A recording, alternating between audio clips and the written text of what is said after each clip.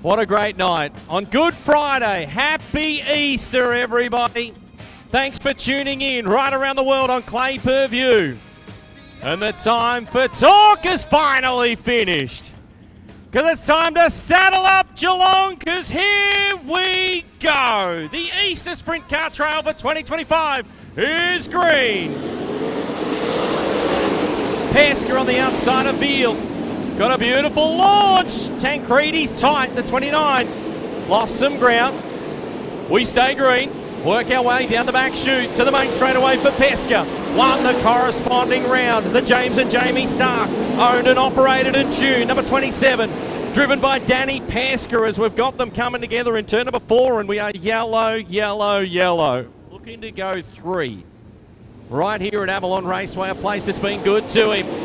He picks up the pace. Everybody past that orange cone on the main straightaway. Veal, Dylan, Madsen in P4, Chad Gardner in 5. She's hooked up and juicy on night number 1 of the Easter Sprint Car Trail for 2025. Presented by Camden Signage and Building Services. Dave Challenge and his crew. They are always a part of the Easter Trail action. Night number 1 here on Good Friday. And Danny Pesker. A little bit of wheel stand on that front straight. Caution ahead with Tancredi. Your leader's right there. Your leader's held up. Solomon is there. Veal cannot capitalise there on that back marker that held up Pesker. Pesker still P1. 1 car between first and second. That's Chris Solomon, who's a back marker. At number 11 is just holding steady. Veal now passed on that inside groove. Tancredi going to work with Pesker. So Pesker now gets through Tancredi. No worries that he's setting sail for Ryan Davis as well. No question it's been hooked up. Night Air is out in full force here this evening at Raceway, night number 1 of the Easter Sprint Car Trail. And Danny Pesker continues to lead. Made a decisive start. Still a strong third is Dylan. Ian Madsen in 4th. It's a high-speed freight train, and Chad Gardner rounds out the top 5. This one will come down to the wire, and it's not over yet as Pesker again puts a back marker between he and Veal. He's been superb, Jake, at doing that with 11 to run. Yes, certainly has. He'll have Parker Scott ahead of him now. Veal has been there, but hasn't been able to attack. 4, 5, 6 car lengths between first and second. Going back to Dylan in 3rd, Madsen in 4th, Gardner in 5.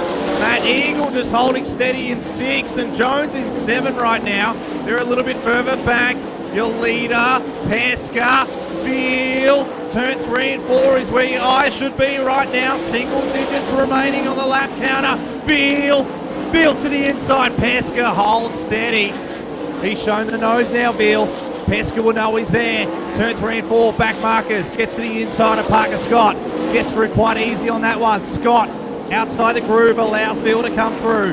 Veal now trying to catch up with Pesker. Pesker, a little bit more defensive, hits the bump and run there on turn 3 and 4. What's he got? Opens it up a little bit more at 1 and 2. It's timed by, there'll be 2 to run. Night number 1 on a beautiful evening right here at Avalon Raceway, Lara, Victoria, Australia. Danny Pesker trying to do it again.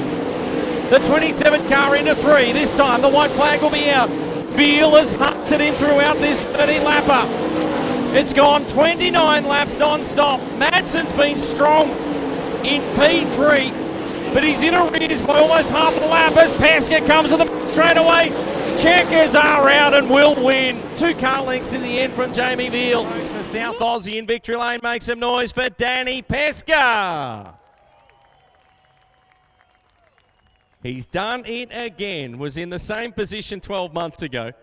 Said earlier tonight that it doesn't count for anything. Yeah, it was definitely pretty hard going. I just got past those cars when I needed to, but I felt like Jamie was right there pushing me along, so couldn't rest too much, and thanks to the massive crowd for coming out tonight. It's been good. Hell yeah, it's been good. You had a couple of moments, particularly over the back straightaway there in traffic, and moments that just happen so quickly. Do you even get a chance to process it, or it's just head down, hammer down?